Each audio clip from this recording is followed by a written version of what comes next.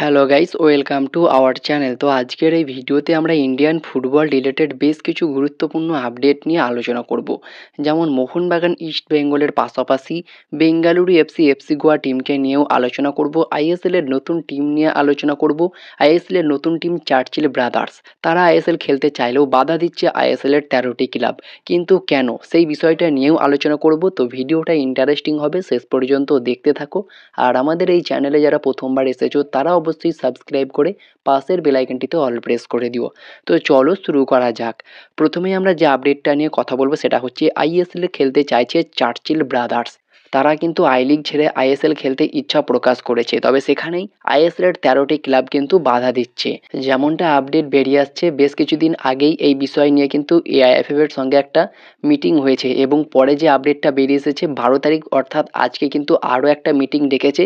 তবে যে আপডেটটা পাওয়া যাচ্ছে, আইএসএল এর 13টি ক্লাব কিন্তু বাধা দিচ্ছে এক্ষেত্রে সরাসরি চার্চিল ব্রাদার্সকে আইএসএল এ খেলতে দেওয়ার জন্য। কারণ যে সমস্ত টিমরা আইএসএল খেলছে তারা কিন্তু আই লিগ চ্যাম্পিয়ন হওয়ার পর প্রমোট হয়ে কিন্তু আইএসএল খেলছে, লাইক এই মরশুমেই খেলতে চলেছে ইন্টার কাশি। তো সেরকমভাবেই কিন্তু চার্চিল ব্রাদার্সকেও যোগ্যতা অর্জন করেই আইএসএল খেলতে হবে, এমনই বক্তব্য 13টি ক্লাবের।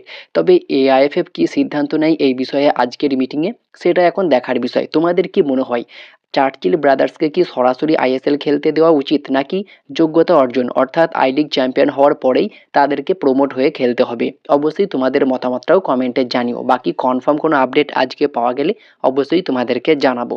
এরপরে যদি ইন্টার কাশির একটা ট্রান্সফার আপডেট নিয়ে কথা বলি, তো ইন্টার কাশি রোহিত দানুর সইটা কমপ্লিট করে ফেলেছে। আর রোহিত দানু একজন 23 বছর বয়সী ভারতীয় সেন্টার ফরওয়ার্ড, যার বর্তমান মার্কেট ভ্যালু 20 লাখ টাকা। লাস্ট ইয়ার বেঙ্গালুরু এফসিতে খেলছিলেন তিনি এবং বেঙ্গালুরু এফসি থেকে তিনি ইন্টার কাশিতে যোগ দিয়েছেন। বেঙ্গালুরু এফসি তাকে এই মরশুমে ছেড়ে দেয়, উইদাউট ক্লাবে ছিল এবং বর্তমানে ইন্টার কাশি তার সইটা কমপ্লিট করে ফেলেছে। এরপরে যদি আমরা কথা বলি জৌহার্দি ক্রীড়াঙ্গন স্টেডিয়ামকে নিয়ে, তো জৌহার্দি ক্রীড়াঙ্গন স্টেডিয়াম কিন্তু কয়েকদিন আগেই মেসি কাণ্ডে তছনছ হয়ে গিয়েছিল। তো সেই জৌহার্দি ক্রীড়াঙ্গনকে পুনরায় নতুন করে আবারও সব কিছু ঠিকঠাক করা হচ্ছে। বর্তমানে সব রকম কাজ কিন্তু শুরু হয়ে গিয়েছে, চেয়ার থেকে শুরু করে মাঠের যে সমস্ত পরিস্থিতি খারাপ ছিল সব কিছুই ঠিকঠাকের কাজ চলছে।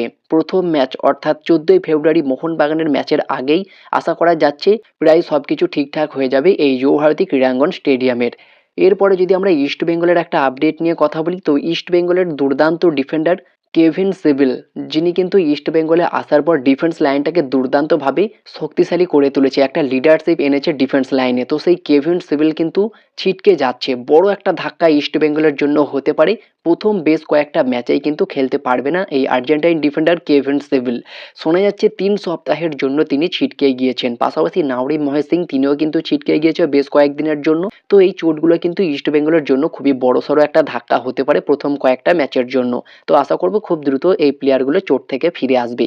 পাশাপাশি যে বড় সুখবরটা রয়েছে ইস্ট বেঙ্গল সমর্থকদের জন্য, বেশ কিছুদিন ধরেই শোনা যাচ্ছিল ইস্ট বেঙ্গল তারা কিন্তু মুখ্যমন্ত্রীর কাছে আবেদন করবে যাতে জৌহার্দি ক্রীড়াঙ্গন স্টেডিয়ামটাকে তারা পায় এই মরশুমের জন্য ফ্রিতে। তো তেমনই মুখ্যমন্ত্রী কিন্তু এই সময়ে হাত বাড়ালো, সহযোগিতার হাত বাড়িয়ে দিল ইস্ট বেঙ্গলকে। ইস্ট বেঙ্গল টিমকে কিন্তু জৌহার্দি ক্রীড়াঙ্গন স্টেডিয়ামে ফ্রিতে খেলতে দেওয়া হবে, কোনো রকম ভাড়া ছাড়াই, রেন্ট দিতে হবে না। এটা কিন্তু খুবই ভালো একটা খবর, যেখানে মোহনবাগানের আর এক সচিব দেবাশিস দত্ত তিনিও কিন্তু জানিয়েছেন খুবই ভালো একটা বিষয় এবং তারাও এই বিষয় নিয়ে আবেদন করবে। অর্থাৎ এই মরশুমে আইএসএলটা খুবই ডামাডোলের মধ্যে দিয়ে চলছে, ক্লাবগুলো অনেকটাই লসে রান করছে, যার ফলে টাকারও কিছুটা সমস্যা রয়েছে। তো সেই ক্ষেত্রে যদি স্টেডিয়ামটা অ্যাটলিস্ট ফ্রিতে পাই অনেকটাই হেল্প হবে আশা করছে। তো সেখানে ইস্ট বেঙ্গল তো পেয়ে গিয়েছে ফ্রিতে স্টেডিয়াম, মোহনবাগান কবে আবেদন করবে, আর তো মাত্র 2 দিন বাকি রয়েছে।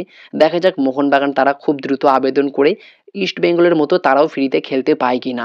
বাকি দেখা যাক, পরবর্তীতে কিছু আপডেট এলে এই বিষয়ে অবশ্যই তোমাদেরকে জানাবো।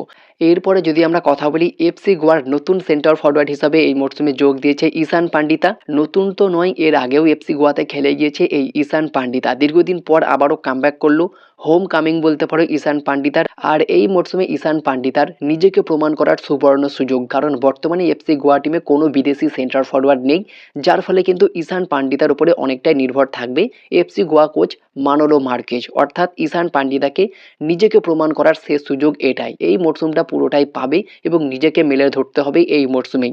আগে যেরকমভাবে তাকে আমরা দেখেছিলাম সুপার সাব হতে, এবারে আশা করব তিনি কিন্তু এফসি গোয়া টিমের সেন্টার ফরওয়ার্ডটাকে খুব ভালোভাবেই ভরসা দেবে মানোলো মার্কেজকে। তো তোমাদের কি মনে হয় ঈশান পান্ডিদা কি পারবে আর একটা গ্রেট কামব্যাক করতে? তোমাদের মতামতটা কমেন্টে জানিও। তো এই ছিল আজকের ভিডিওটি ভালো লাগলে লাইক শেয়ার কমেন্ট করে আমাদের চ্যানেলটিকে সাবস্ক্রাইব করে দিও। পাশে থাকা বেল আইকনটি ক্লিক করতে একদমই ভুলো না। তো দেখা হচ্ছে নেক্সট কোনো ভিডিওতে। Bye bye, have a good day.